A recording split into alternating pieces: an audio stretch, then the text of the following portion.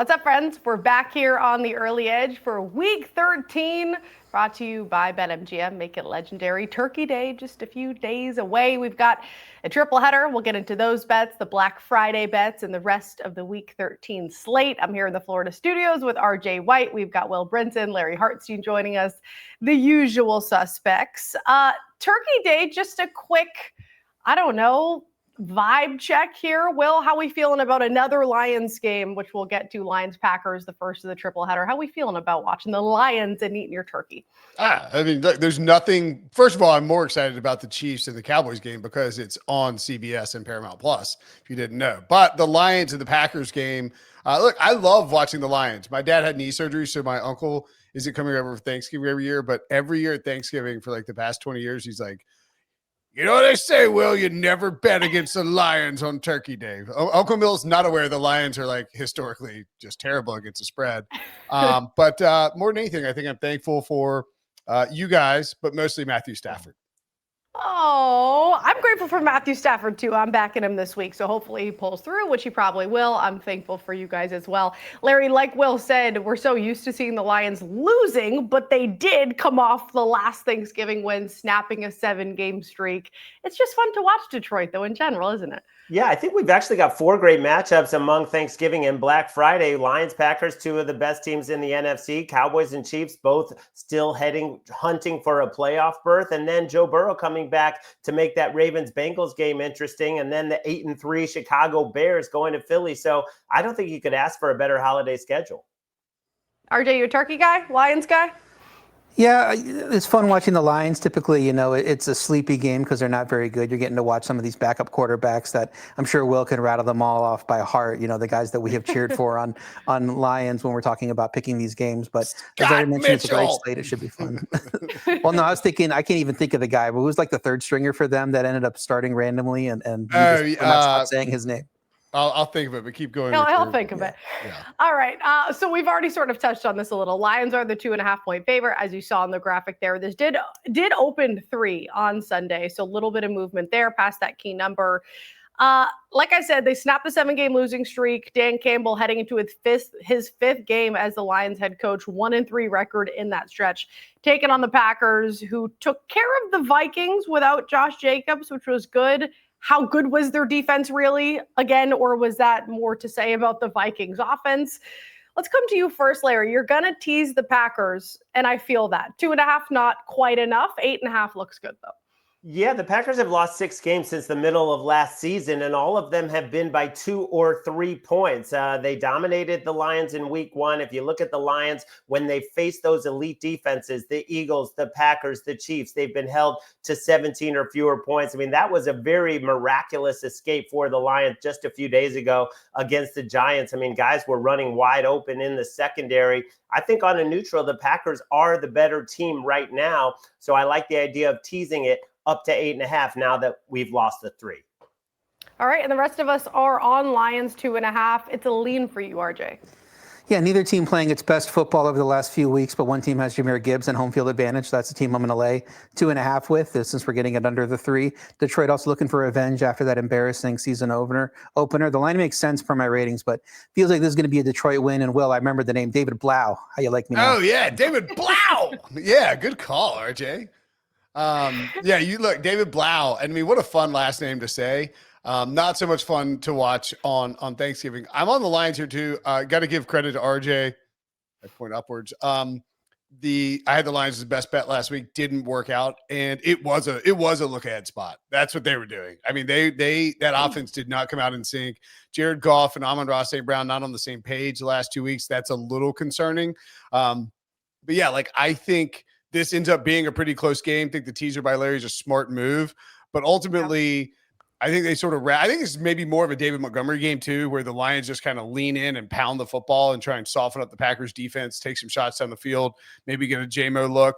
That was a disappointing situation there as well, obviously. But I think the Lions will be prepared. They are out of the playoffs right now, by the way. If the playoffs started today, that's pretty crazy. Both the Chiefs and the Lions, two of the biggest favorites coming into the season, out of the playoffs. And Detroit knows how much this game means, especially if the Bears lose on Friday against the Eagles, to them trying to win that division. So I think Detroit comes prepared and finds a way to win this game. I certainly think the Lions can cover, which is my play here. Issue is pretty much their entire starting offensive line is questionable right now on the injury report. So if that shows up to be better, then they certainly should cover, because Packers have the injuries of their own, as we know, with Josh Jacobs, and injuries on defense as well. Golden, Zach Tom at right tackle, still banged up. So if the injury report looks better for the Lions, I do think we'll see this get to 3. And again, the Packers defense looked great, and that was against J.J. McCarthy. We have to put those two together. Packers defense has been solid, but they looked great against J.J. McCarthy. I think Jared Goff bounces back as long as the O-line looks okay. And like you said, they have the talent out of the backfield. So I'll lay the 2.5 with the Lions. Let's talk Chiefs and Cowboys. This one, a 425 kickoff, total set at 52. This opened on Sunday, Chiefs 4, so that's down to 3.5. Both teams coming off crucial Week 12 wins, both crazy comebacks. Now they run into another crucial spot. Let's come to you first, RJ. How are you approaching this one? Yeah, I love the 3. Now that it's down to 3, I like laying it with the Chiefs. They were 4.5 on the look ahead, and they had an awesome game against Indy, right? They didn't cover, but Indy got a free touchdown off a fluke interception. Right. Kansas City had 33 first downs to just 10 for Indianapolis. I mean, that's a team that looked, for all intents and purposes, like a contender coming into that matchup. Questions about who have they played, but the Chiefs really went out and obliterated them in that game, even if the score didn't indicate it. Dallas showed how inconsistent they are versus Philly. Terrible first half, great second half. You can't have one bad half against this Chiefs team. I think if you do, Chiefs are going to run away with this game. So I like the Chiefs -3. I think it should be at least a point higher. All right. And Larry, you're saying a lean on Dallas. I'm going to go the other way. There's still some 3.5s out there in the market, which I would encourage you if you are on the Cowboys like I am. I mean, Quinnen Williams has made a big difference in just 2 games, talking about 42 or 43 rushing yards on 19 carries. That's what Dallas has allowed in the last 2 games. Saquon had 22 yards on 10 carries. Now, I know the Chiefs don't run the ball much, but without Trey Smith, their all-pro guard, Quinnen Williams is going to cause some havoc in the middle of that offensive line. So I just think that it is going to be a great game. I think it could be high scoring in terms of the passing games. The Chiefs have not played indoors, so we get a chance to see their speed on the turf. I think it's going to be high scoring. I think both teams will play this close. I think, 27-24, something like that. And if you get the 3.5, you can cover. Well, market certainly agrees with you. I should say odds makers do with this total set at 52. We're even seeing some over money there. For me, it's just a little too high, Will, and it looks like you're on the same page. Yeah, I mean, look, this is the Chiefs and the Cowboys in the midday game. Did I mention it's on CBS and Paramount Plus? Get your mom and dad your favorite family member subscription for Thanksgiving or Christmas. I'm sure there's a Black Friday sale. Use promo code Brinson, won't get you anything. But the over under here, the total is like it's set like this to me, this is visually set up to be a high profile game in the middle of the day. Everyone and their brother in a legal betting state is going to be betting on this game. You see Mahomes, you see Dak, and like no one's to bet the under on a Chiefs and Cowboys game in the middle of the day on Thanksgiving. Like you're sitting around with your family, everyone's taking the over. It's too high. RJ pointed out the way the Chiefs moved the ball against the Colts. I mean, they had, and I can't remember the exact number. Jim Nantz referenced it several times on the broadcast, but 2 possessions. They came away with 6 points, and it was like 16 minutes. And I think they're going to do the same thing to the Cowboys here to put Dak Prescott in a position where they kind of have to press a little bit. They're going to be methodical. Isaiah Pacheco, it was announced right before we started recording this, he's going to be back for the game. So they have 2 guys they can run now. Rashee Rice is banged up, so I think they would love, in a perfect world, to get him like 10 days and minimal usage here going into the next week. I like his under in terms of receptions at 6.5. But I think the Chiefs are going to be very methodical in the way they drive. They're not as explosive as they used to be. And then Dallas will try to run the ball too. The Quentin Williams thing helps the under as well. I just think we're going to see a lot more steady drives from these teams and explosive plays. Pretty good look too. If we get a low scoring first half, maybe come back and try to middle and over, second half over if it's not a high scoring first half. I love the under in this one. Yeah, you mentioned Rice. Worthy also banged up. He questionable. He was limited in practice on Monday. And you said the Chiefs aren't very explosive. They're not explosive at all. Right. And they're cashing the under at the second highest rate in the NFL. They're 1-4 ATS on the road. I haven't seen much from that offense to give me faith that they would be explosive here. They haven't managed more than 21 points in regulation over the last 3 games. And then if we're talking about their defense, that's a silver lining. They just held the Colts squad, which I know there's regression with Daniel Jones, and a lot of it has to do with that. But they also just held the Colts to the fewest total yards and first downs in a game this season. They went 3 and out on their final 4 possessions. So I'll give credit to the Chiefs defense. I'll fade their offense a bit, despite the flashy names on both sides. And I would go under in the game. I agree with you there. Also, George Pickens, who's absolutely been going off, cashed for me easy this past week on yardage. They've boosted his yards up 10. It was 65.5 last week, up to 75 in the hook. So just keep that in mind if you're looking at George Pickens. He's by the way, he's actually, I was just looking at the Thanksgiving slate on DK for DFS. He's more expensive than CeeDee Lamb now. That is wild that George Pickens is pricier than CeeDee Lamb. Yeah. The numbers don't lie, and it helps him so much with CeeDee Lamb existing because the defenses don't know what to do, which makes that offense dangerous, but I'm still going under. Bengals, Ravens. Ravens laying 7 here, total at 52. I'm seeing, Larry, you're leaning the Ravens, who have won 5 in a row after the 1-5 start. They're first in the AFC North. Bengals have lost 4 straight, but Joe Burrow's coming to the rescue. What do you expect from him here?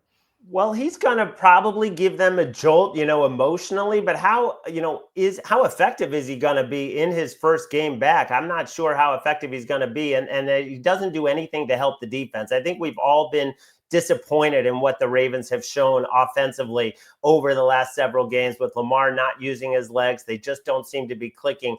This is the game where you should click. If you've ever got a chance to click, this is it against this horrific Bengals defense. I know the Patriots ran into some issues, but I'm not going to say that was all the Bengals defense. That was the Patriots losing a bunch of offensive linemen and, calling some ridiculous plays inside the 5-yard line. So I think the Ravens have a big day. I would wait for a 6.5. I think you'll get one. Well, this is a true competition for our viewers. We're going to see who can convince you the most because we are quite literally all on different sides. RJ likes the under, Will likes the over, Larry likes the Ravens, and I like the Bengals. Now, I'll tell you why I like the Bengals here. I do think Joe Burrow breathes life into this offense. I know no T. Higgins, but Jamar Chase is back after that suspension.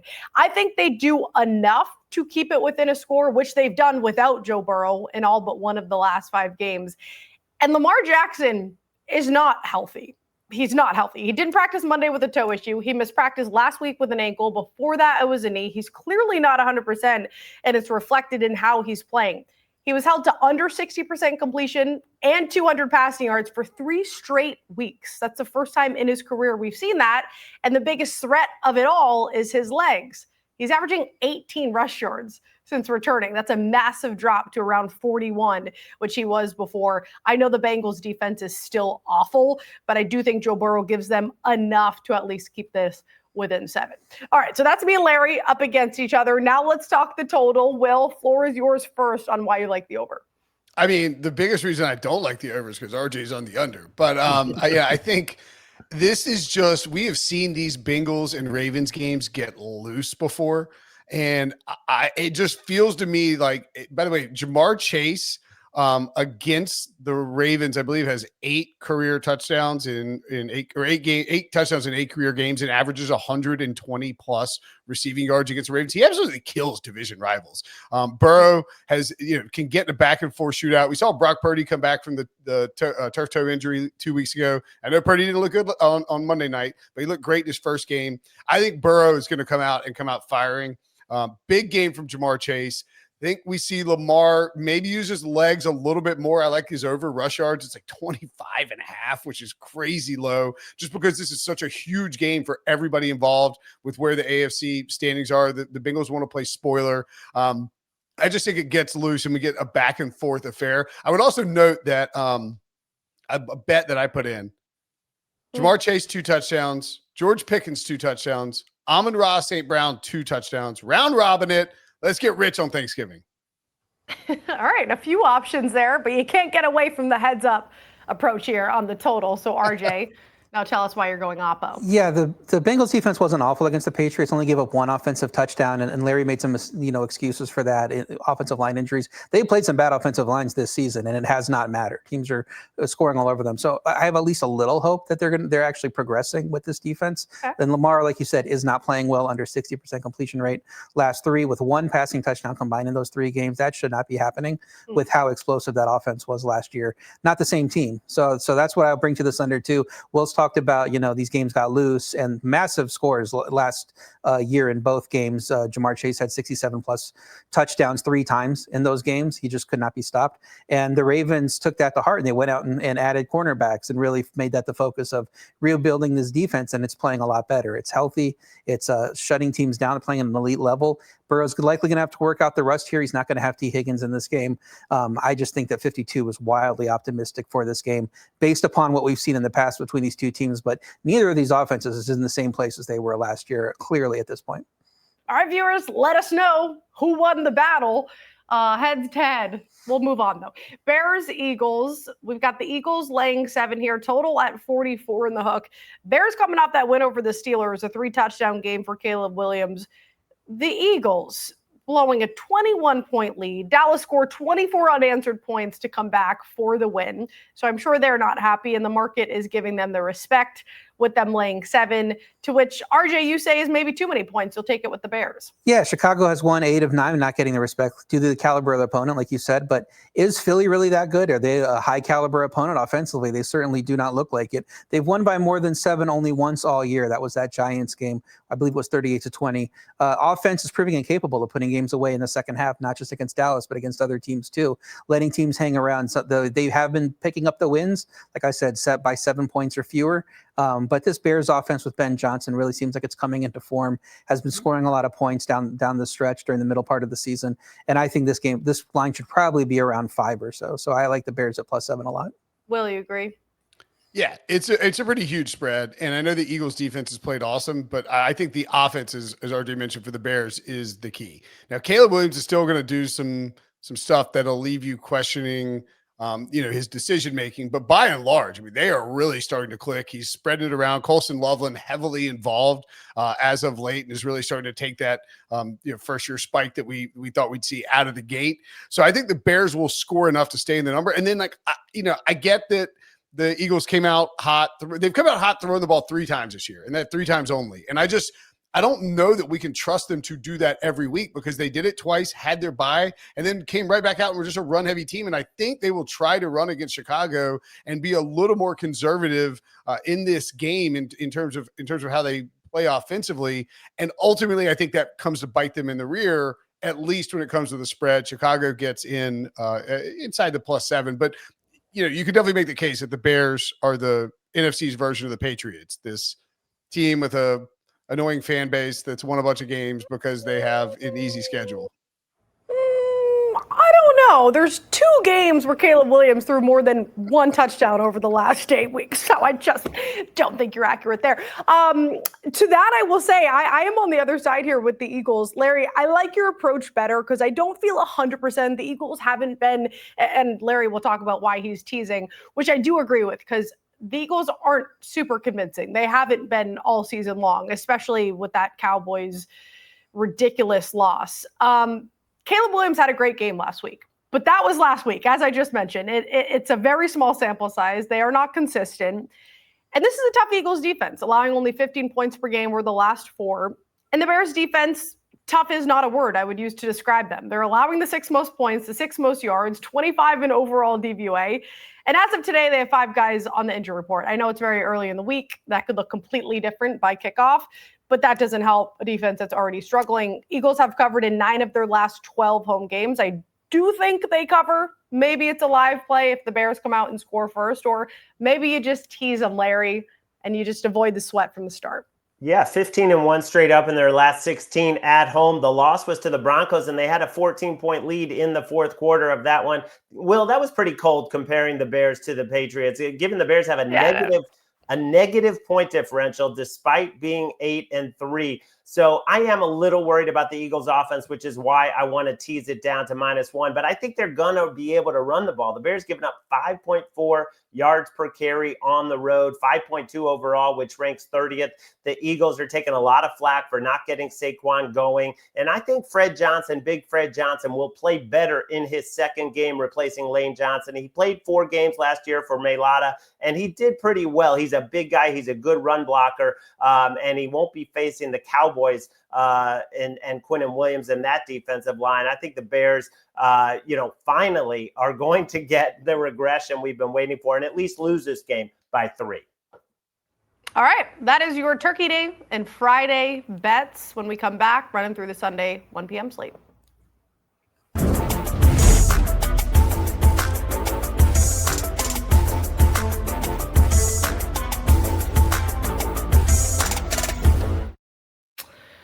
All right, we got Niners laying 6 at the Browns. Shedeur Sanders getting a second start for the Browns after a 24-10 win over the Raiders. And with the confidence that guy has, you would think he's a veteran in the league. But no, he's not. And he had a win over the Raiders.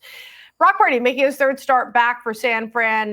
Monday night's win, last night's win, not quite what his first week back looked like. Just 1 touchdown, 3 picks on 3 straight drives too. But they still managed the 20-9 win. Let's come to you first, Will. You're going to grab the points with the Browns. Yeah, I mean, I wouldn't say that I am thrilled about this. I've got the Browns in there. I mean, look, here's the issue. San Francisco's defense, we saw it play. I mean, Robert Saleh has done an incredible job this season dealing with all these injuries. They still show up with these young guys who are playing well. They're getting Shedeur Sanders in just a second start. This is not the Raiders you are playing, Shedeur. You're going to get a lot more pushback. And then maybe I guess the reason I end up leaning towards the Browns here, but did you know that 49ers haven't won in Cleveland since 1984? That's insane. Like 84. That's crazy. More importantly, 20 mile per hour wind, 40% chance of rain, 37 degrees in this game.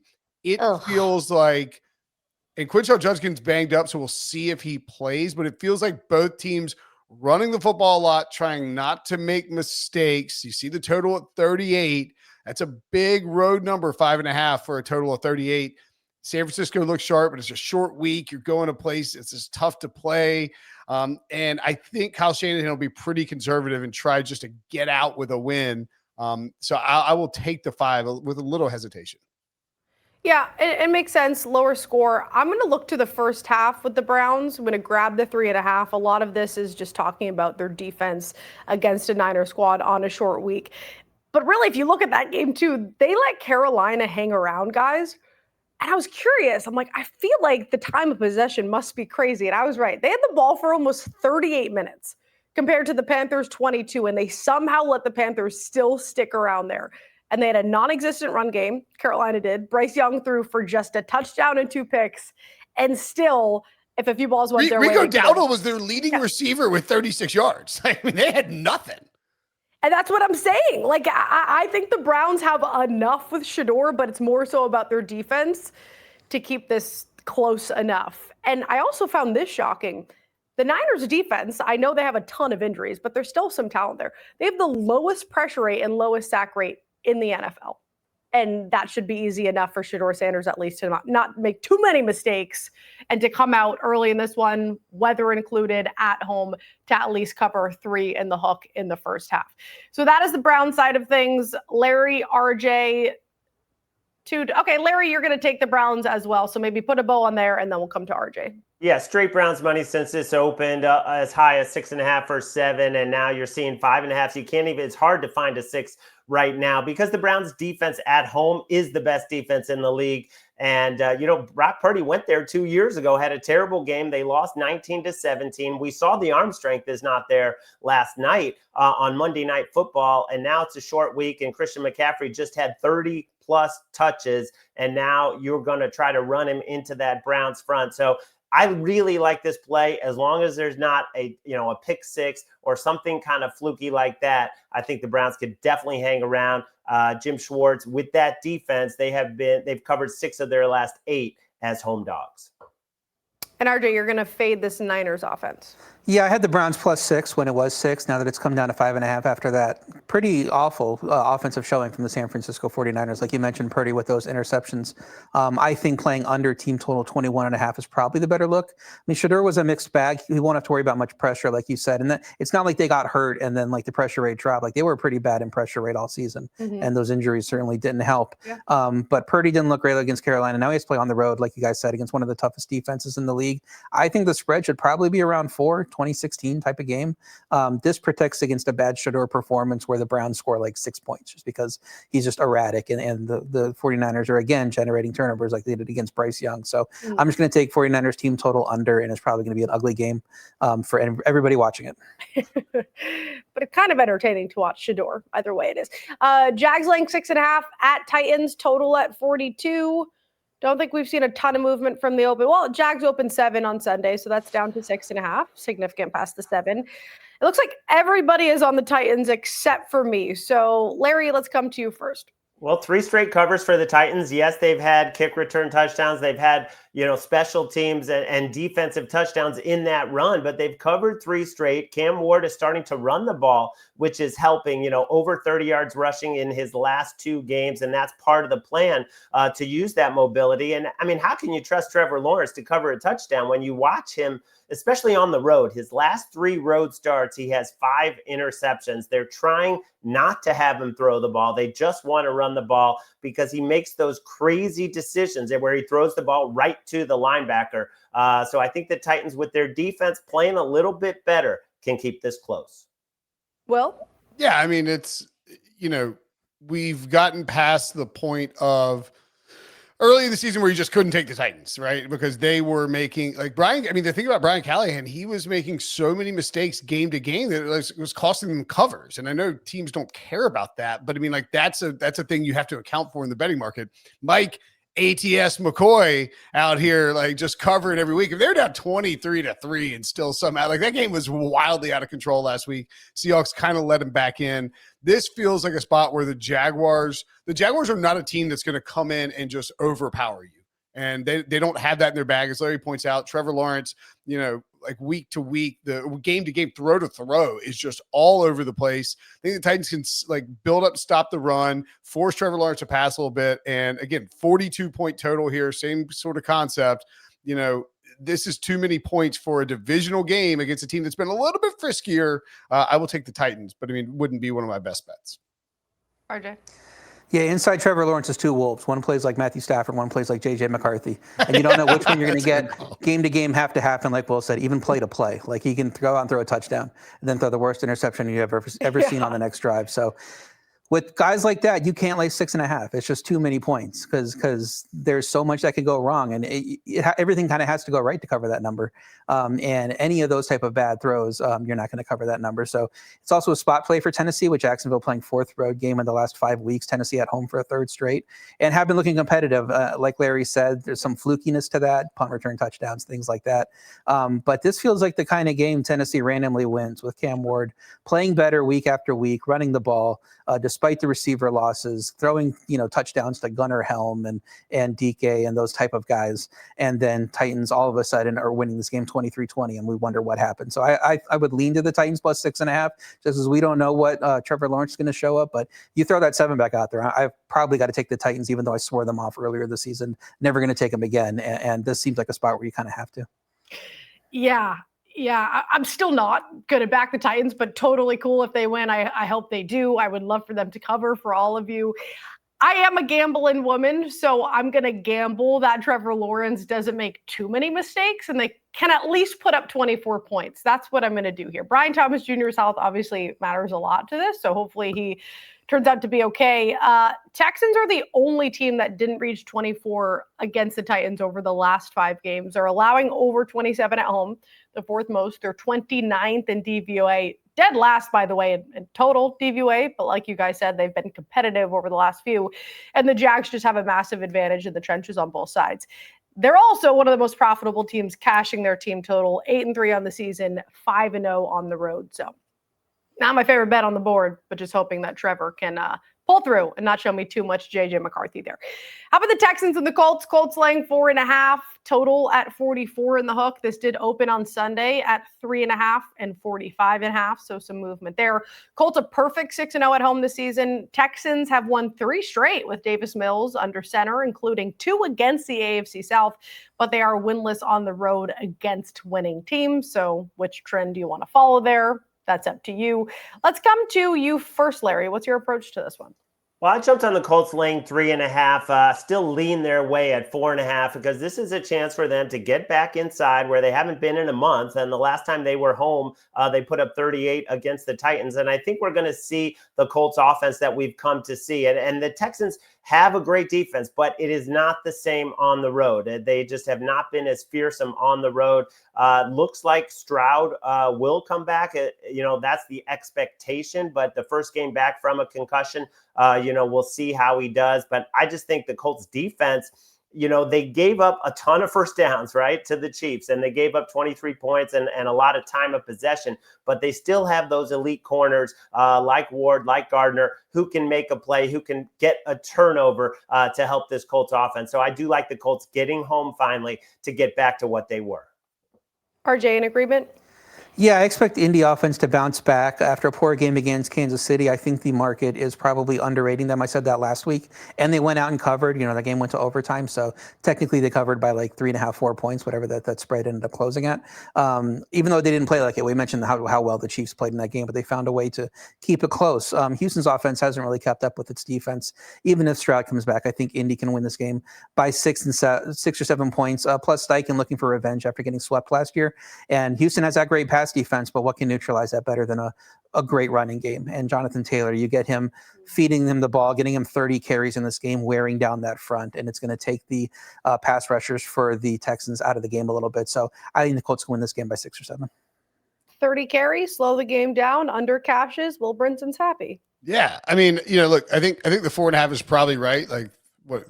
4.5 is the new 3 maybe, or it's a Davis Mills, CJ Stroud. I think Stroud's still in concussion protocol. I know because I just Googled it because I just assumed he was playing after missing that many games. You'd think he'd be back. I think that's the expectation. Whether it's him or Davis Mills, we know what the Texans want to do, which is not throw the ball a ton and win with defense and win with running the ball and keeping it a close game. Indy against this defense, which, granted Larry's right, isn't as good away from home, is still not going to, I think, light up the scoreboard. Like they aren't going to want Daniel Jones to make any mistakes. They know when he doesn't make mistakes, they win the football game almost every single time. They're going to run the ball with Jonathan Taylor. And I think this clock is moving constantly. I would not be surprised at all if this closed at like 42.5, because I think it will tick down a little bit. So if you like this, jump on it now. 44.5 under, like 21-17 final. Okay. Yeah. I mean, I can't argue about anything you guys said. I don't like this game at all. And you're right, Larry. The Texans are different on the road with their defense specifically. That's the only reason I don't mind the 4.5. And also who they faced and how they faced them the last few weeks. Like I said, the 2 wins, they've won 3 straight, 2 of those against the AFC South, and the 3rd was against Josh Allen and the Bills. So it's not like they're just taking down putrid teams. Like that was good opponents. Their defense 2nd in overall DVOA, 6 in sacks. They're forcing the 2nd highest turnover rate. And I know we think there's going to be some regression to the mean with Daniel Jones, but he has 4 picks in the last 3 games. He's taken 15 sacks over the last 4, a league-high 8 fumbles, too. I just think maybe too many mistakes pour over with the Colts, a few big stops from the Texans. They should be able to cover the 4.5, but who knows? To be honest, I don't love that. Would you feel better about it with Davis Mills at quarterback or CJ Stroud? To be honest, I think I'd feel better with Davis Mills. I think Davis Mills is doing enough for them, and I don't know if there's going to be some rust if CJ Stroud's not going to play as loose because of the concussion. Like, is that crazy for me to say, RJ? I mean, they're looking very similar statistically. Yeah. So there has been calls by some people, in some corners of the internet and the blogosphere to play Mills over Stroud, but it's like they did that already for a few years. Right. That's why they went out and drafted CJ Stroud. Yeah. So I think he's definitely the starter when he comes back. But for one game with how Mills is playing, maybe you're right. Maybe he's the guy you want in there. Yeah. Is the blogosphere still a thing? I thought we'd moved on. I don't know. I couldn't think of the top. I should have said podosphere, the podcast because that's what I was reaching for, but it didn't feel right as far as the blogosphere is. The takeosphere. Hey, shout out to the blogosphere though. Yeah. Also, Shefty did just tweet Lamar Jackson is practicing in full after missing the walkthrough on Monday. So it's the same old story with Lamar. Still not 100% though. All right, Saints, Dolphins. Dolphins laying 6, total at 41 in the hook, down from 42 in the hook, and Dolphins did open 5.5, so they've seen a little bit of money there to get to 6. They are, of course, coming off the bye, but they had back-to-back wins before that, including a big win over the Bills, and the Saints coming off their 9th loss. Tyler Shuck, Spencer Rattler doesn't really matter. I think it's an under game. Curious what you guys think. Will, I'll come to you first. Yeah, I like the under. It's ticked down a little bit, I guess. We see 41.5. I think we had 42.5 at open. Regardless, you just have Kamara's probably not going to be in this game. It's going to be a lot of Devin Neal running the football. I think the Saints will struggle to score even against a Miami defense that had been great. And yeah, Miami's rested, but they're coming back from overseas. You saw that game against Washington. Weird sort of situation in terms of where you're playing and in a different country, early time, all that, et cetera. But 16-13 feels about right for this game. It's this is the game where if you only have 4, you have, let's say there's 5 games on and you have a 4 box you're willing to put on your TV. This is a game you're sacrificing, not watching immediately off the bat. It's not going to be good. It's not going to be high scoring. The Dolphins are going to try to run the ball with Achane and I just think this game goes way under the total. Yep, I'm right there with you. Like I said, it doesn't matter who's under center for the Saints. We were excited for a second with Tyler Shuck, but they haven't scored more than 19 points. They've done it just once over the last 6 and just twice all season. The most profitable team cashing the under. And I know the Dolphins can put up 30 points, but you can't really trust them to put up 30 points. The Commanders were able to hold them to just 1 touchdown. We talk about how bad that defense is. They're also playing at the 4th slowest pace in neutral situations. So certainly an under game for me, an under game for Will. And Larry's going to grab the points with the Saints, despite all that. Yeah, the Saints, when they were a dog at Carolina, they showed up big, got a great performance from Shuck. But then when they were expected to win at home against the Falcons, who were depleted, they totally laid an egg and the offense looked pathetic. I think they're going to be somewhere in between here, but better in this role of big underdog. I think their run defense can slow down Achane. I just don't think the Dolphins should lay 6 to anyone. I mean, that Washington game, that was the first game the Commanders had been competitive in well over a month. They had not been competitive with any other team. So I think the Dolphins win, but it's too many points. All right, RJ? Yeah, I'm taking the Saints team total under 17.5. Pretty embarrassing effort from them coming out of the bye. That was the spot. I was all over them. They were my best bet last week. I thought that the situation with the schedule Atlanta had played the 2 overtime games back to back, Saints would come in and look good, and they look like the team that was gassed. Even though they were coming off a bye. The Alvin Kamara injury, maybe that helped, but if you're coaching, you got to have a better plan B than Kamara gets hurt. Now we can't do anything offensively. Let's just throw Taysom Hill in there and see what happens. Because that's not a plan. That's desperation. You said the Miami defense not playing well. I kind of disagree. They've held 3 of their last 4 opponents to 13 points or less, and that stretch includes Washington, includes Buffalo, a team that we think about as one of the better offenses, and then includes the Falcons in a stretch where they were playing pretty well. And then they kind of flopped against the Ravens, but of course, that they were a lot of turnovers in that game, which we don't expect here. New Orleans has scored 17 or less in 5 straight after disappointing in that Atlanta game. So I think Miami's offense is going to milk the clock with Devon Achane. Limit New Orleans possessions. New Orleans offense likely without Kamara in this game, like you mentioned. I don't see how they get above 17. So I like going under 17.5 for their team total. All right, we got the rest of the 1 p.m. slate on the other side.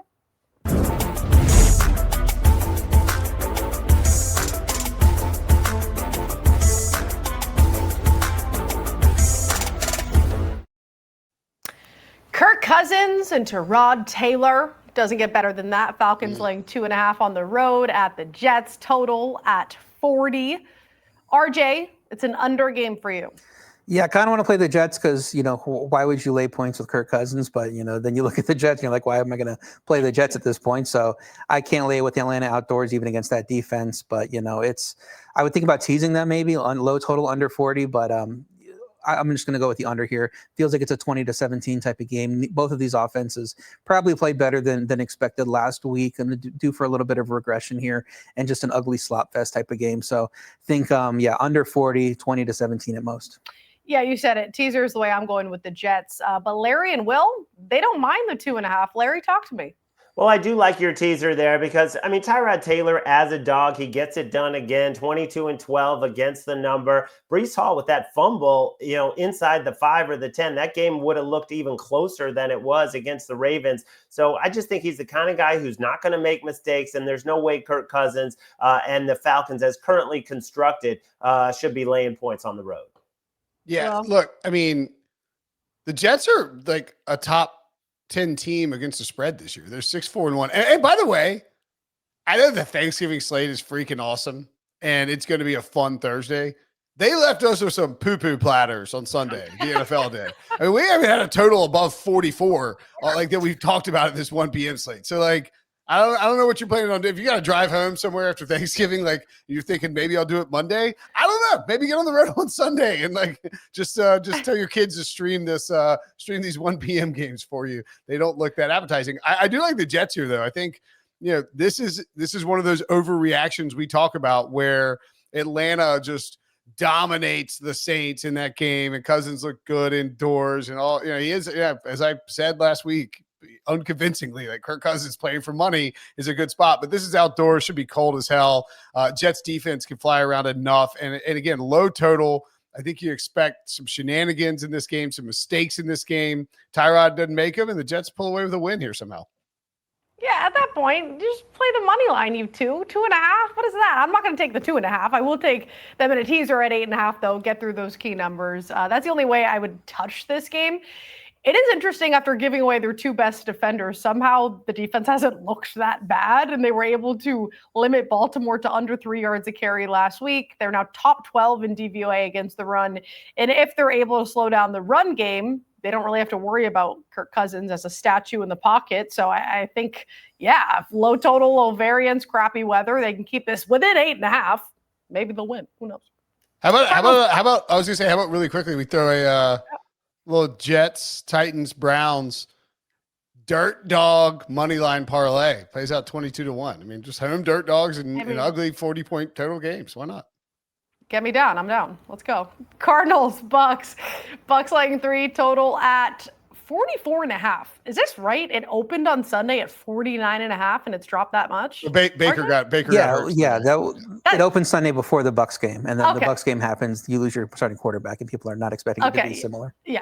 So big jump there, but it makes sense. Bucks went from 6 down to a 3-point favorite, but they're still getting respect even without Baker Mayfield. MRI, they say, is not as bad as expected, but for now it is Teddy Bridgewater. Cardinals still with Jacoby Brissett. They've been without Marvin Harrison over the last 2 weeks, but Michael Wilson, if you had him in fantasy, you're certainly happy because he's been balling, 25 catches, over 300 yards in the last 2 games. Let's come to you first, Will. Talk to me about the Cardinals. I just think this Cardinals team is kind of a hang around. I'd like to know, Walter Nolan's probably out, right? I should have looked that up, but I think he was ruled out. I don't think we know yet. They don't know yet. He makes a huge difference. God, how about shout out to his touchdown, by the way. I just think that this, the Buccaneers are fine. If Baker doesn't go, it's Teddy B. They're banged up all over the place. And to me, I get the Bucs should probably still be favored at home. But Jacoby Brissett is just going to keep this team in this game, the Cardinals, and they're just going to hang around. I think enough, maybe steal the win, but probably just hang around enough, and somebody wins by but 1 or 2 points on a late field goal. Yeah, Larry, I tend to agree, and no update yet on Walter Nolan. Yeah, I just, after watching Teddy Bridgewater, there's just no way I could lay a field goal. I mean, he just looks washed to me. That was just embarrassing. I was expecting that he might even provide a lift after the way that Baker was playing early in that game, but it wasn't to be. And there was just nothing on the throws at all. So, if forced here, I'll take the points. I mean, Teddy Bridgewater retired. He was a high school coach. He won some championship and then was like, yeah, I guess I'll come back. It's his first start since 2022 when he went 0-2 for the Dolphins. I'm all set there. The Bucs have been dealing with injuries all season, but this certainly is the biggest blow because Baker Mayfield was somehow able to piece some wins together, keep games close. The Cardinals are 1-5 in the last 6 games, but look at who they face. The Jags, the Niners, the Seahawks, Cowboys, Packers, Colts, outside of blowouts by the Seahawks and Niners, the rest were either a win over the Cowboys or one-score games. They're 4-1 ATS on the road, Bucs 1-3 at home. I think the Cardinals keep this close. So I will take the 3. And finish us off, RJ, you're going to look at the total here. Yeah, I think the 3 play makes sense. We saw it at 2.5 before the optimistic news came out about Baker. It popped up to 3. So it'll come down when he gets ruled out. And, I don't know that there is a ton of difference if he's playing hurt. But Arizona right now looking like a dead over team. The defense struggling, beat up, like Will mentioned, Walter Nolan's injury. I mean, they've been missing guys left and right. Will Johnson missing several games. He's been big for them as a rookie. And Brissett racks up passing stats at will. I mean, is he a top 10 quarterback at this point? He certainly is that for fantasy. And he's like he's doing all the Jameis Winston stuff when we always like root to see Jameis, but without the negative plays for the most part. He's just giving you the explosive plays to Michael Wilson. What if we get Marvin Harrison Jr. back in this game too? So I can't really play aside until we have clarity on Baker, but even if it's Bridgewater, I think the Arizona defense gives up enough to get this to 45 points. And again, that Sunday open was 49.5 before the Baker news dropped down to 44.5, which RJ will take advantage of and go over. Now for the game that Will's been waiting for, the Rams laying 10 against the Panthers, total at 46. This open Sunday, Rams 9.5, 45.5 was the total. And Will wrote in our notes, you already know, Will. I will say, I think that this is a lot of points. There's a little bit of me that worries that the Rams are going into Carolina and you're getting, everybody's gonna be on the Rams here as they should. The Panthers look just terrible against the 49ers. The Rams have a better defense. Matthew Stafford is making that MVP push. My biggest concern would be that the Rams leave the door open a little bit just by running the football, and like you get some garbage time, Bryce Young stuff that, just has tended to happen a little bit this year. But you see the 45-point total, not expecting that many points. Carolina's just not a good football team, and the Rams are the best team in football. So I'll take the Rams. I'm also going to go the Rams do have the Cardinals twice, the Seahawks again. Like they have a big stretch coming up after this. So that's my concern. They're like not looking ahead, but just like focusing on getting a win, getting out of the East Coast, and then settling in. Rams, Seahawks, Bills, moneyline parlay, even money like that as well. All right. And Larry, like he said, 10 is a lot, but they do have the NFL best cover rate at 8-3. Yeah, and they're facing a Panthers defense that, as we saw again on Monday Night Football, gets no pressure. They're 31st in pressure rate. And if you let Matthew Stafford sit back there, we see what he's going to do. He's going to complete probably 80 to 90% of his throws at a very high rate to a bunch of great targets. They've won every game except for that Seahawks game. If you look at their last stretch, they're all by 14 or more. So I do think the Panthers offense will play better. I mean, they can't play worse than throwing an interception on 1st and goal from the 1. And yes, I'm bitter. I'm bitter about that, but I'm even more bitter if we can just go back to that non-cover by the Panthers for a second about the refs missing the defensive back for the 49ers grabbing Ted McMillan's arm before the final interception, which would have enabled Carolina to have a great chance to cover. So they missed that one, but still you can't play as badly down on the goal line and expect to have a chance. So I think the Rams eventually pull away and win by a couple touchdowns. Larry sounds more hurt than Juwan Jennings right now. Yeah. And by the way, I got to get this off my chest. By the way, the Rams should really be we should really be having the undefeated team discussion about the Rams right now. Like the loss, they fumbled at the goal line to San Francisco the first time, and then the Eagles' crazy block field goal. Like they should really be undefeated right now. They are the best team in football. It's not close. Patriots are, no, I'm just kidding. Yeah, I think Matthew Stafford is going to have an absolute day. He's going to tear up the secondary. You just mentioned it, Larry. Panthers' second lowest pressure rate, third fewest sacks. Rams team total, all they need is 28 or more. I think they get it done. Like I said, Matthew Stafford having a field day on every defense. He just threw for 18 touchdowns over the last 5 weeks. Now 30 touchdowns to just 2 picks. He hasn't thrown a pick since week 3. And even better is that the defense is giving the offense extra opportunities with the second most takeaways in the league. They've cashed this line in all but one of the last 5 games, 7-4 overall to the team total, 4-1 on the road. So I am going over. That puts a bow on the Rams glazing. Now, RJ, tell us why you like the Panthers under on their team total. Yeah, Bad Bryce showed up on Monday. We know that most of the time you're going to get Bad Bryce, and you're going to sprinkle in a few really great Bryce performances. Now he has to face the top scoring defense in the league with the Rams allowing 10 or less points 5 times. I don't think this is a time we're going to get good Bryce in this matchup. Carolina scored 16 or less in 5 of the last 6. Does not seem like a threat in the passing game with this matchup. I think the total 45 under is a fine play too. But in case the Rams go wild offensively, like you have, I'm just going to play the Panthers team total under 17.5. It is a sleepy spot though, so like a 19-10 type of win that isn't really that close wouldn't surprise me either. So I just think Panthers aren't going to score more than 17 points in this game.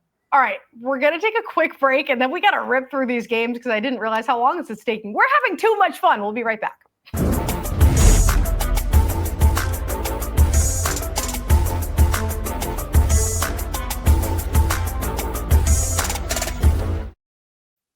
All right, RJ, Seahawks laying 10.5 against the Vikings, total at 41 in the hook. Seahawks coming off a way too close for comfort win over the Titans. JJ McCarthy struggling, 3 straight losses, coming off 23-6 loss to the Packers. How do you approach this one? Yeah, and in concussion protocol, so it might be a Max Brosmer game. Right, yeah. Either one of them, I'm fine playing the under here at 41.5. McCarthy, somebody had a post on Blue Sky that in EPA per play, he was like 856 out of 857 qualified quarterbacks since they've been tracking that stat, only ahead of Jamarcus Russell. That's how bad JJ McCarthy is playing. And Max Brosmer, I'm not sure he's ready for this either. So we know that Kevin O'Connell's a good offensive coordinator. Maybe he can work something up, but against this excellent Seahawks defense allowing 4.6 yards per play, cannot see the Vikings scoring a bunch of points. Then you look at the other side. Who knows Sam Darnold better than Brian Flores in this Vikings defense? They have seen him in practice for a full year, and they know his weaknesses. And he certainly is a quarterback that has weaknesses. The Rams exposed that a few weeks ago. So with that downside, this just seems like it's going to be a dead under game the whole time. So I like under 41.5. Larry? Well, I think Will is going to probably talk about the revenge narrative here. And I do think Sam Darnold is going to have success against the Vikings. And I have no faith in the Vikings offense, even though Brosmer was in college for like 6 or 7 years at New Hampshire and Minnesota. He went undrafted, and actually you were too kind, or you were a little harsh on JJ McCarthy. It was 851 out of 852, but you were right. Jamarcus Russell's the only worse quarterback. 52 net passing yards. It's a lost season for Minnesota. I'm going to say the Seahawks roll at home, and Sam Darnold gets kind of the last laugh. Well, yeah. I mean, the Vikings told Sam Darnold to kick rocks after he almost had them as the number 1 seed in the NFC so they could play JJ McCarthy, JJ Jam Jam. I mean, JJ stands for Jam Jam, aka Jamarcus Russell. I mean, JJ is been terrible. He's not going to play. We get Brosmer here. Seahawks defense is going to destroy him. And I do think there's still a little bit, they came out and wanted to flex against the Titans. They did that and then let Tennessee get back in it. I think they'd like to close out a game against what is a bad football team. This could be 31-7, to be perfectly honest. And I wouldn't be shocked. I think we'll see them run the ball pretty effectively. I think we finally get a Rashid Shaheed touchdown in this spot too against the blitz. Deep ball by Sam Darnold. Revenge game. Seahawks roll. Seahawks Rams money line parlay along with the Bills, who we'll probably talk about in a minute or right now. Yeah, that's my fault for not. I buried the lead there with the revenge game, but I know Will always bring it in. I actually forgot about it until Larry said something. I'm losing. But my fastball is like I'm JJ McCarthy now. Yeah. Okay, quickly. I'm going to go Seahawks first quarter -2.5. They're going to come in probably a little embarrassed from how they played last week and want to come out strong. The Sam Darnold angle, blah, blah, blah. Mostly, though, the defense is going to get to whoever's under center, whether it's Max Brosmer or J.J. McCarthy. The defense leading the league in pressures. This O-line allowing the third highest pressure rate. And if you look at this Seahawks squad, they had the ball for only 22 minutes last week and still managed over 350 yards of offense. The Vikings just can't keep up with that, specifically in the first quarter, where they're 1-5 ATS. Seattle leading the league in first quarter points. They should be up by at least 3. I said we were going to go quick. That wasn't very quick. So let's try a little quicker here, fellas. Bills laying 3.5 against the Steelers. Total set at 47. And the hook, the Bills on the verge of being on the outside looking in to the AFC playoffs. Mason Rudolph was under center for the Steelers. It sounds like Rodgers will be able to suit up for this game. Will, what are you playing here? Yeah, so Josh Allen had a terrible game against the Texans last week. One of the worst of his career, probably. And he's just been terrible in Houston. The Bills are now, not only are they not going to win the division, they're kind of flirting with it when it comes to like making the playoffs. I mean, the Chiefs beat the Cowboys on Thanksgiving. Like, you got teams surging up there. I think over the next 2 weeks, we are going to get vintage Josh Allen, like MVP caliber football, because I believe that he gets the Steelers and then the Bengals. I think I'm just double checking. Yeah, Steelers and then Bengals before a rematch against the Patriots. And I think he is going to put up like 40-point fantasy weeks in the next 2 weeks. You can do it against the Steelers. We've seen their defense pop up a little bit, but the Bills are going to be aggressive here. I think they start to pass more. I think they start to use Josh Allen's legs more, and the Bills run away with this one, knowing how important this game is, even though, of course, it matters for the Steelers too. Well, Larry disagrees with you. Larry? Well, I just think both offenses are going to have a lot of success against two bad defenses. And something Warren Sharp said kind of stuck with me when he was saying that the Bills actually have the worst defense in the league against heavy personnel. And that's exactly what the Steelers like to do with the 2 tight ends and the 3 tight ends.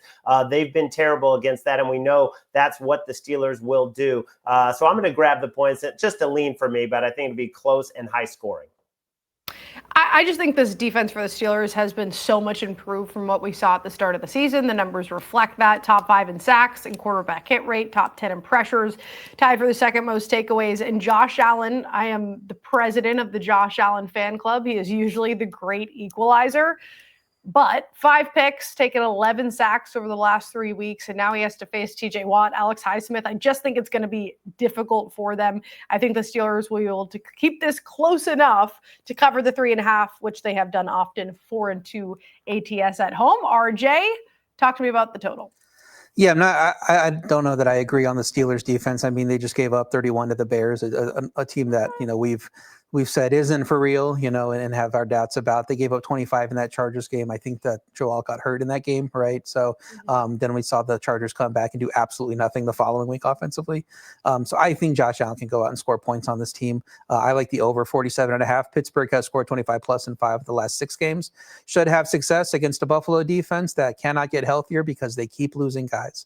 You expect a guy to come back and then 2 other guys get hurt. Now Terrell Bernard's hurt and at linebacker. Maxwell Harrison's in the concussion protocol. He was playing well when he finally made his debut as a rookie, and now they might not have him for this game. But yeah, I think Buffalo's offense bounced back in this matchup. Pittsburgh defense 20th in scoring, bad on third down specifically, where we know Josh Allen is definitely going to shine and bring his best football. So over 47.5, as long as the weather isn't too bad. Haven't seen the forecast this early in the week, so we'll keep an eye on that. But as long as it's clear skies, it seems like a 50-point game. I hope you're right. Josh Allen winning football is fun football, so I'll take it. Raiders, Chargers laying 9.5. Chargers coming off a bye after that tough loss to the Jags, but the difference in having Joe Alt on this O-line and not having Joe Alt is massive. Their offensive DVOA dropping from 18.5 to negative 14.4. EPA from almost 32.7 to just under negative 40. Massive difference not having him at that left tackle position. Lots of talent on this Chargers squad, but you take that important position away, they sort of falter, and that's part of, I'm assuming, RJ, why you're taking the under on their team total. Yeah, under 25.5 is at -104 at some books. Like you mentioned, without Joe Alt, this offense crumbles a bit. And where are they going to have the least success? Against a team with good edge rushers and good edge talent. And the Raiders have shown that. They showed that against the Browns last week with Max Crosby and the guys they have there up front. I like grabbing 10 with Vegas. I think it's going to be a very low scoring game. We'll see that total at 41. I think it'll probably come under that with those Chargers offensive line issues. And if 10 isn't available, I'd be looking under the team total, like I said. They're not going to have to keep their foot on the gas if the Vegas offense doesn't show up. We know Ashton Genty's banged up. I'm sure somebody's going to talk about that as well. So I don't see a lot of points from Vegas, and the Chargers aren't going to go out and score 27 in that type of environment. And remember, this is a home field disadvantage game. You know, the Raiders at Chargers is always a spot where the Raiders fans show up. So Chargers, Justin Herbert's going to have to deal with some noise. The offensive line's going to have to deal with some noise. I just don't see how they score a lot of points here. Larry, not worried about the 9.5? I'm not sure the Raiders fans are going to show up for this totally dysfunctional organization they need to blow this up, start from scratch, get somebody who can draft the right players. And I'm not even seeing a lot of effort out there in terms of the defense. They do have a lot of good players up front, but you're seeing some bad tackling, some non-tackling. They're getting, they just lost by 2 touchdowns to the Browns. You have issues with the quarterback taking on the fans. You fire Chip Kelly. We'll see. I just trust Jim Harbaugh and that organization after that embarrassment in Jacksonville to just get things right enough to win this game, 20-10. All right. Will, under? Yeah, I actually this popped up and I was like, what? I was like, I hate this game. What did I even pick in this game? And it turns out I didn't actually pick anything until we were on the clock for it. Yeah, I think I would, if I had to pick a side, it would be the Chargers. Just because, the Raiders are woefully inept. And if Pete Carroll fires Chip Kelly, do you think the Raiders are going to start passing the ball more? Or are they just going to start they're just going to run the ball even more than they were before it. It's just not going to be effective. They're not good on offense. They've got some defense, so I guess you have to worry about that. I just think this ends up being Jim Harbaugh grinds out like a 20-9 win. I think you can see both team totals go under and the total be way under because this is one just kind of flex your muscles defensively, snuff out Geno Smith. Raiders offense is a joke at this point. Yeah, if I could bet just over on total sacks and pressures, that's what I would do for this game, but I can't. So I'm going to go with you, Will, chalk it up to just being a sloppy under game. Raiders just allowed 10 sacks against the Browns. Justin Herbert's been hit more than any quarterback. He's seen more pressures than any quarterback, pressured on over 35% of his dropbacks. Chargers managed just 6 points against the Jags. Raiders dead last in points per game. Top 5 most profitable teams cashing the under. I think we get another under there. Okay. Sunday Night Football, Monday Night Football, and then we're out.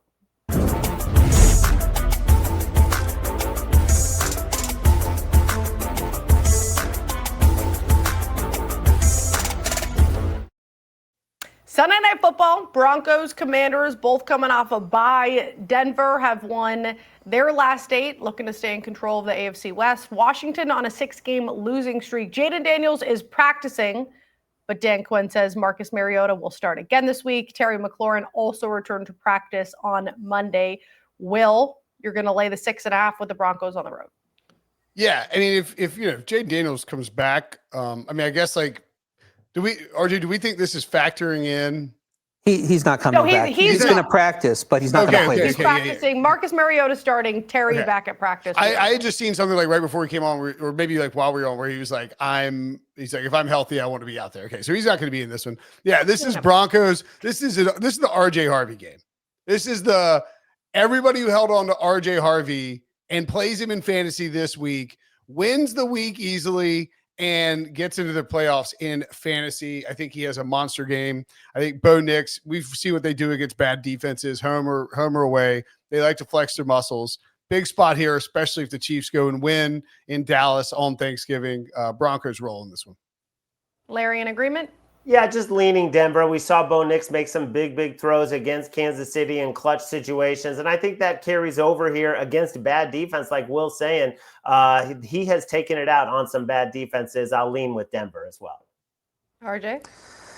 Yeah, I couldn't get there with a 6.5. Bo Nix is kind of the poor man's Trevor Lawrence. I'm not going to say he's a combination of Matthew Stafford and Trevor and JJ McCarthy, but he's kind of like mini versions of those. He could play good, play bad. So 6.5, I just couldn't lay it with him. I do like Commanders team total under 17.5.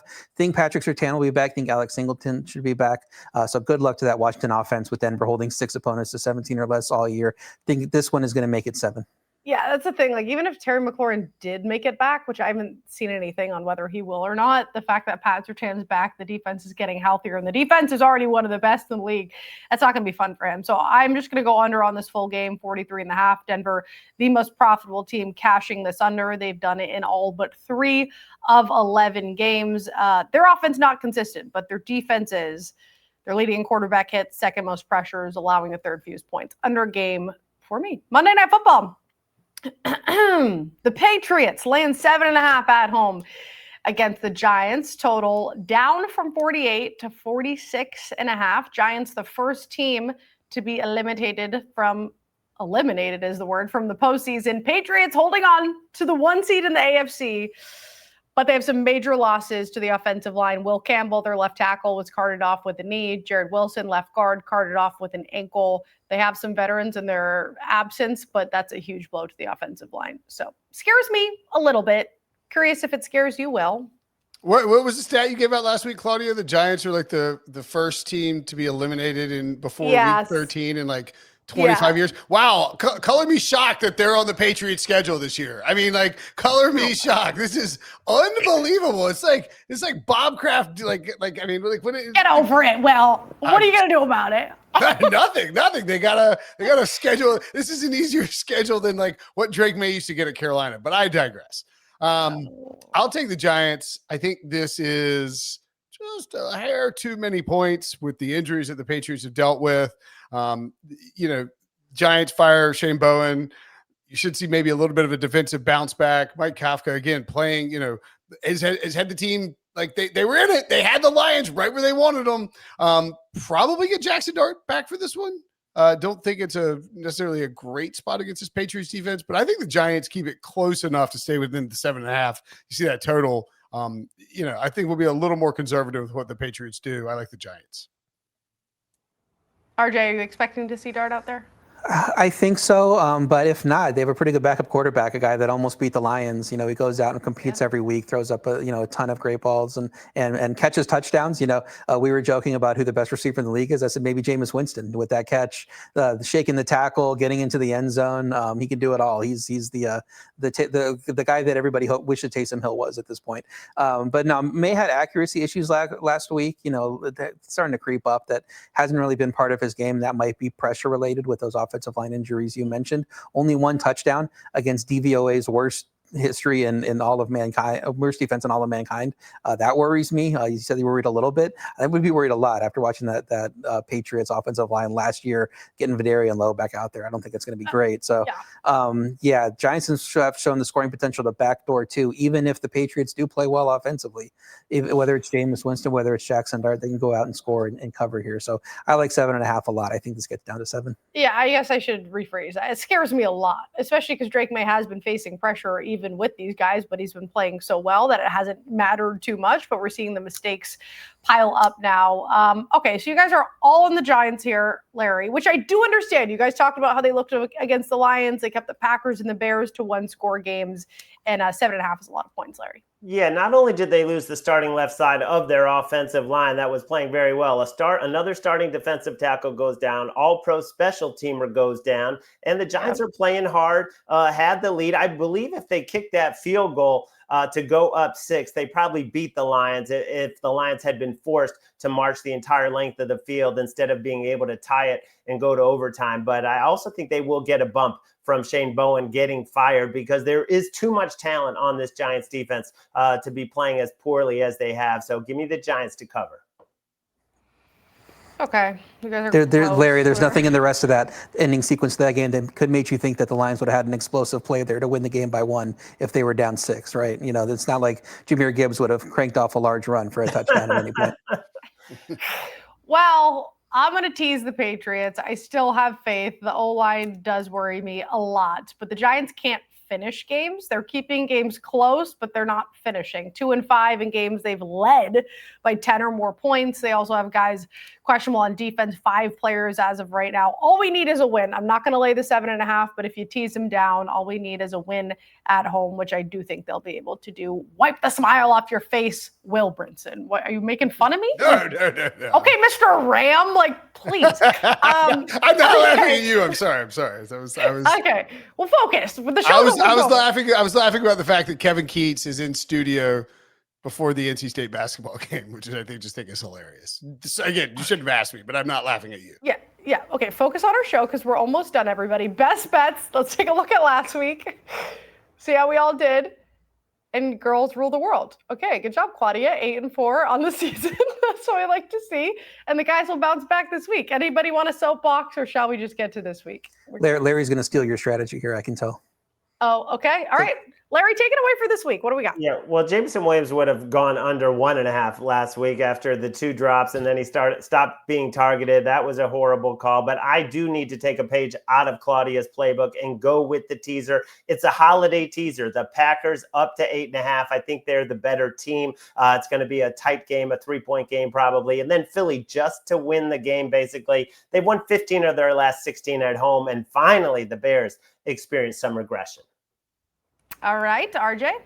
Vikings Seahawks under 41.5. If the Seahawks offense plays well, we're going to cover with a 31-10 type of game. If Sam Darnold flops against his old team and a defense that knows him very well, we're going to have a 17-10 type of game. So I think that there's no way there's going to be a lot of points in this game, like going under 41.5. Will, having a grand old time over there? Sorry. It's Thanksgiving week. That's It's okay. feast week, and we're on YouTube. Let's have some fun, people. We're gonna go with this. We're gonna go with the money line parlay. Initially, I had the Bills in there. I don't want to have to worry about the 3.5. I think they just get it done against the Steelers. No backdoor needed. Rams win. Seahawks win. Bills win. Just 3 layups, right? One team that's gonna win by 3.5 on the road. 2 teams that have to win by they're double-digit favorites. Even money plus 101. You can get it easily. I love that. And then, of course, Jamar Chase 2 touchdowns. 2 anytime touchdowns. Right. All right. I'm cool with the Rams win as long as they cash their team total, 28 or more points, which they should do easily. They've cashed in all but one of the last 5 games, and they're facing just an awful secondary. The pressure's not there. The sacks aren't there. I think Stafford should have an absolute day. You're welcome, Will. I'm back in your squad. Rams team Let's total. go. Going over. Team Rams. There you have it. Well, I'm just curious. Pickens 2 touchdowns. Chase 2 touchdowns, and who was the other guy for 2 touchdowns? Amon-Ra St. Brown. And what does that pay? It pays. I put $5 on it. I think it's like 3,000. Okay, It pays nothing. But then you round robin it. So if you get the Amon-Ra, you get the Chase. You obviously want to cash in. But. All right. There you have it. Go hang out in the Discord. Go check out SportsLine if you guys want more. Right now, you can get a 60% off deal if you use code winners at SportsLine. Make sure to do that. We get all of these plays in as early as possible to get you ahead of the market. This was a whole lot of fun. It was a little long. If you've lasted this long, we love you. We thank you for hanging out with us. For RJ White, Larry Hartstein, Will Brinson, I'm Claudia Bellofatto. I hope you guys have a lovely Thanksgiving. Enjoy the food. Enjoy your family and friends.